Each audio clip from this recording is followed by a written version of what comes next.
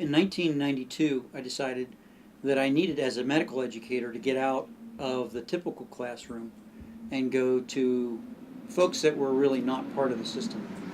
And what better group than the street homeless? I found my own guide who had been homeless, and I began going out with him at night to make house calls.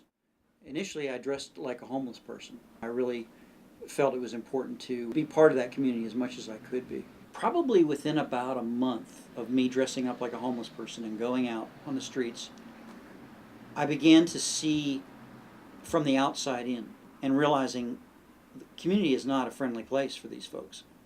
Every individual had their own story. They had their own reasons for being there. And the more I got to know them, the more I understood that I could be that person. I could really have been there. The program that kind of emerged from going under bridges and in the alleys, I called Operation Safety Net, because to me, I visualized these people that were just falling out of the system, and we were there no matter what happened to catch them and hold them and keep them alive, keep them safe. It evolved then into this program, which we continue to go out at night to visit people that are on the streets. But naturally, you begin to then have the opportunity to get them into medical care. So we connect them with insurance and the things they need, or a pathway to get their own primary care is our ultimate goal. When possible, we do get them employment. Especially in the last 10 years, we've been able to work on housing. We have over 400 people that we've housed from the streets into apartments in the last 4 years. It's one of the most rewarding things that I've had. You got to be truly committed to those folks. Everyone else looks at them like, if they show up, fine. If they're qualified, we'll work with you. But we're absolutely committed to them no matter what.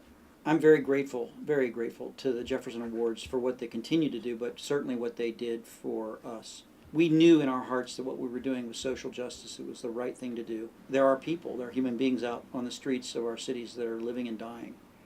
And it doesn't need to be that way.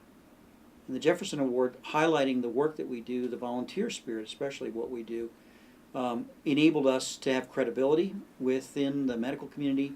I think it inspired so many of the volunteers early on to seek us out, and it really gave us the boost and the encouragement that we needed to go forward. I've gathered like-minded people, pioneers in this field since that time.